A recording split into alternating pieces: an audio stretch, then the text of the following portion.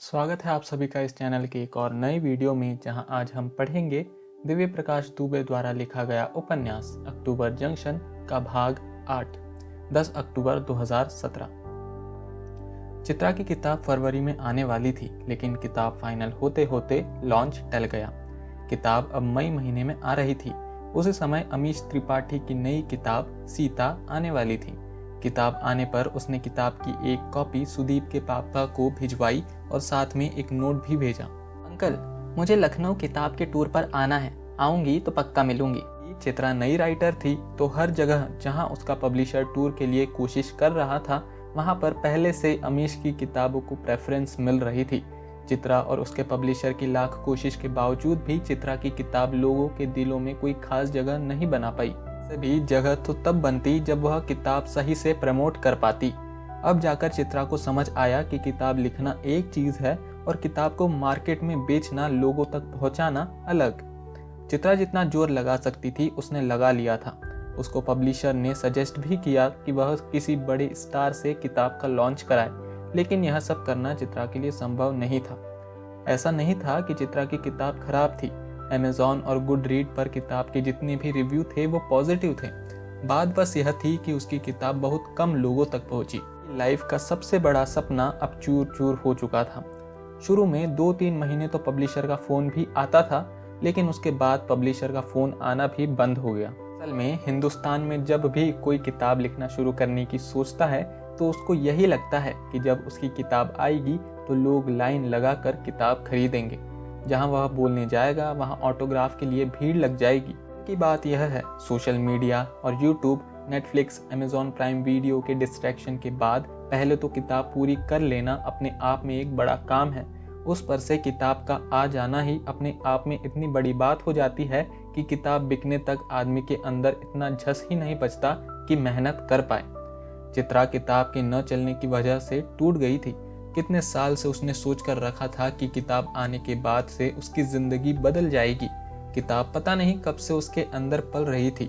किताब का मर जाना ऐसा ही था जैसे उसको कोई बच्चा छोड़कर चला गया हो। बार वह सबसे ज्यादा बेसब्री से अक्टूबर का इंतजार कर रही थी। उसका सुदीप से लिपट कर जोर से रोने का मन था। उसने 9 तारीख की रात में सुदीप से बात की तो पता चला कि उसका केस का फैसला आना है। उसको कोर्ट जाना पड़ेगा। तुम बोलो तो आ जाऊं मैं? जैसा तुम्हारा मन करे, सुदीप ने कहा। उसने न किताब के बारे में कुछ पूछा, न ही चित्रा का हाल लिया। चित्रा को थोड़ा बुरा लगा, लेकिन जब पहली बार चित्रा और सुदीप मिले थे उसके बाद से शायद यह पहली बार था जब दोनों को एक दूसरे की सबसे ज्यादा जरूरत थी। चित्रा ने फ्लाइट बुक की और वो सीधे ही कोर्ट पहुंची। Sudeep court, National Company Law Tribunal में अपने फैसले का इंतजार कर रहा था। आज ही उसकी लाइफ का सबसे बड़ा फैसला आना था। इस बड़े फैसले के मद्देनजर मीडिया की अच्छी खासी भीड़ इकट्ठा थी। हालांकि सुदीप अब किसी भी सोशल मीडिया के प्लेटफॉर्म पर नहीं था। 1-2 रिपोर्टरों ने उसका व्यू जानने की कोशिश की, लेकिन सुदीप ने कोई भी जवाब नहीं दिया। सुदीप कोर्ट रूम के बाहर बेंच पर बैठा इंतजार कर रहा था। सुदीप ने आज अपनी कंपनी बुक माई ट्रिप की टी शर्ट पहनी हुई थी।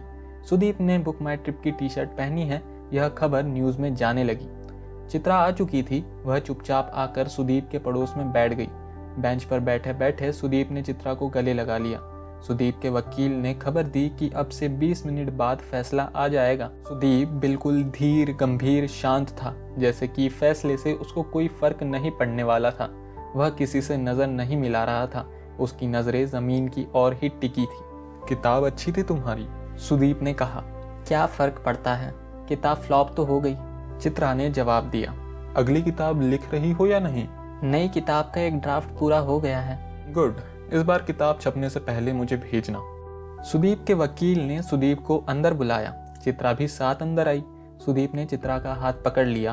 बुक माई ट्रिप के कुछ ऑफिसर्स के साथ अभिजात और सुनैना भी आए हुए थे। सुदीप ने अभिजात और सुनैना को गले लगाया और बोला, congratulations, wish you guys an amazing married life. अभिजात और सुनैना दोनों ही सुदीप से आंखें नहीं मिला पा रहे थे। माहौल खिंचा हुआ था। सुदीप ने अपनी जेब से एक कागज निकालकर अभिजात की तरफ बढ़ाया। सुदीप ने बुक माई ट्रिप को आगे ले जाने के लिए बहुत सारी चीजें सोची हुई थी। उसने वो सब कुछ लिखकर अभिजात को दे दिया कि शायद ये कुछ काम आए। सुदीप ने चित्रा की तरफ देखा और बोला, बुक माई ट्रिप दुनिया में ट्रैवल की 10 सबसे बड़ी कंपनी में से एक हो सकती है। मुझे पूरा विश्वास है कि तुम इसको वहां तक लेकर जरूर जाओगे। ऑल द वेरी बेस्ट अभिजात। अभिजात के पास इसके जवाब में कहने के लिए कुछ नहीं था। सुनैना चित्रा की तरफ देखकर यह पता लगाने की कोशिश कर रही थी कि यह कौन है। इसको कभी पहले देखा नहीं। सुदीप और सुनैना की आपस में कोई भी बात नहीं हुई। वकील ने सबको बैठने के लिए कहा। जज साहब फैसला सुनाने वाले थे। फैसला सुनाने से पहले जज साहब ने सुदीप को बुलाया और पूछा, कभी लॉटरी का टिकट खरीदा है आपने?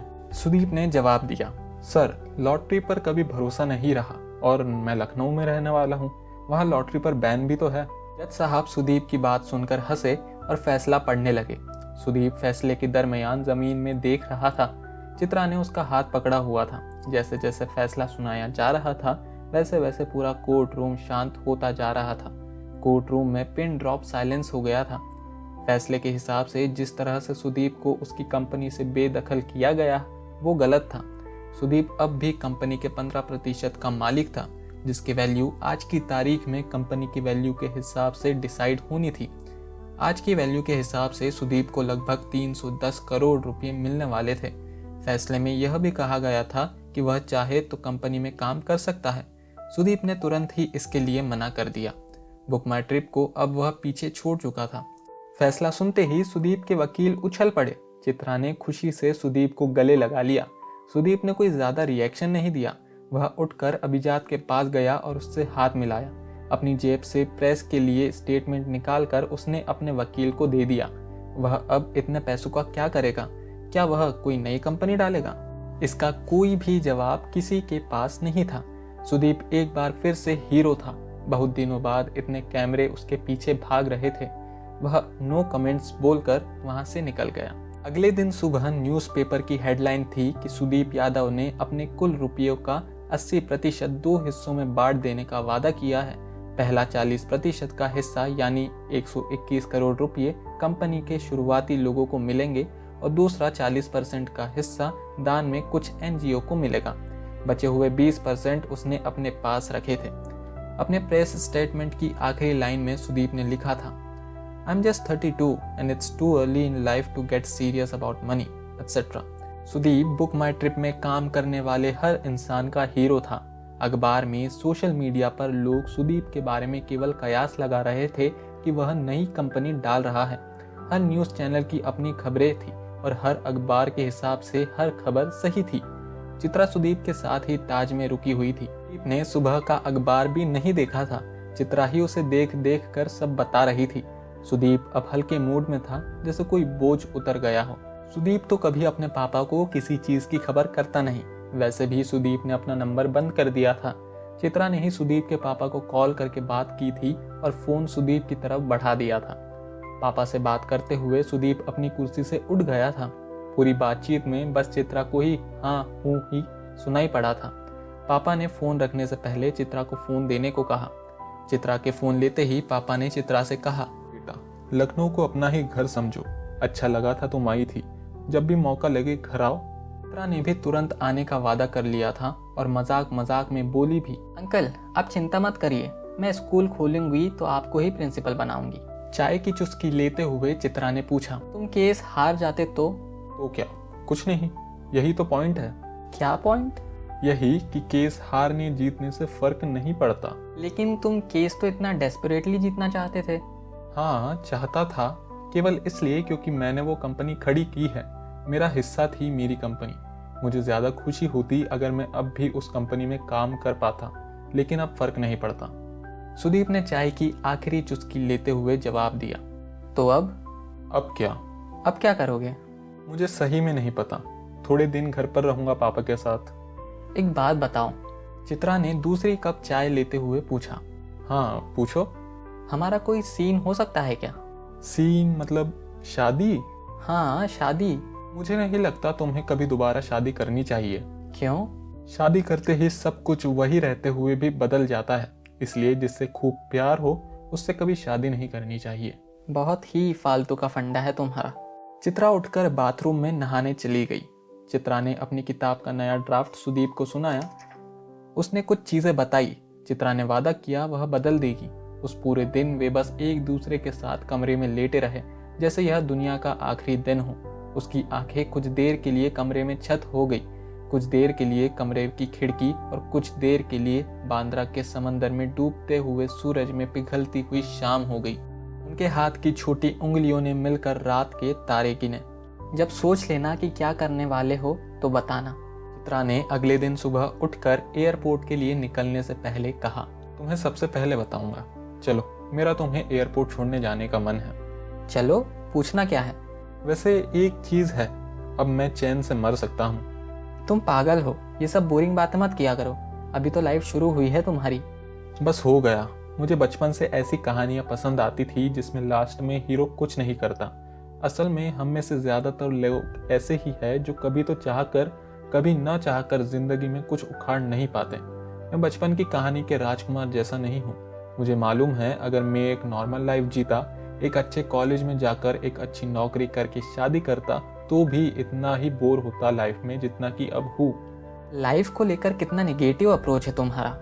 चित्रा ने सुदीप की कोहनी पर हाथ मारते हुए कहा और अपने पर्स से सेब निकालकर एक बाइट लेकर सुदीप की ओर बढ़ाया। नेगेटिव नहीं है। मुझे ये सब बोरिंग बातें करनी ही नहीं है तुमसे। तुम नॉर्मल हो ना, तब बात करना ये सब। अभी कल तुम इतना बड़ा केस जीते हो और कैसी बहकी बहकी बातें कर रहे हो। बचे हुए रास्ते के दौरान चित्रा ने अपना पूरा ध्यान सेब पर लगाया और पूरे टाइम वह सुदीप की हथेली पकड़कर सहलाती रही। चित्रा और सुदीप दोनों के हाथ की छोटी उंगलियां सुदीप और चित्रा से नाराज थी। एयरपोर्ट पहुंचकर चित्रा ने कहा, इस बीच अगर दिल्ली आना हो तो मिलना। कोशिश करूंगा। तुम जल्दी से अपनी किताब पूरी करो। सुदीप ने चित्रा को छोड़ने से पहले उसको गले लगाकर उसके माथे पर चूमा। रास्ते भर चित्रा सोचती रही कि ऐसा तो नहीं कि वह सुदीप के साथ हमेशा के लिए रह सकती है। वह शायद सही से सोच नहीं रही इस बारे में। फिर दूसरा ख्याल आता कि नहीं, एक बार वह शादी से बाहर आ चुकी है, दोबारा वही गलती करने का मतलब नहीं है। सुदीप एयरपोर्ट से लौटते हुए यही सोच रहा था कि चित्रा से इतनी अच्छी केमिस्ट्री है, इसलिए वह उससे कभी शादी करने का सोचेगा भी नहीं। वह चाहता था कि चित्रा की अगली किताब हिट हो जाए।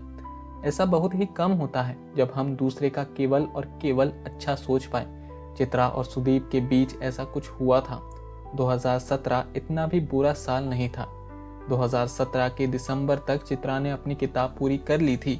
सुदीप 10 दिन के लिए नासिक में विपश्यना ध्यान के लिए चला गया था। अभी आप पढ़ रहे थे दिव्य प्रकाश दुबे द्वारा लिखा गया उपन्यास अक्टूबर जंक्शन का भाग 8। अगर आपको ये वीडियो अच्छा लगा तो प्लीज़ इस वीडियो को लाइक करिए, इस चैनल को सब्सक्राइब करिए और नीचे कमेंट करके बताइए कि आपको ये वीडियो कैसा लगा और इन वीडियोस में मैं क्या इंप्रूवमेंट कर सकता हूँ उसके बारे में भी बताइए। साथ ही इस वीडियो को शेयर करिए अपने बुक लवर दोस्तों के साथ ताकि वो भी इन बुक्स को एंजॉय कर पाए। Thank you.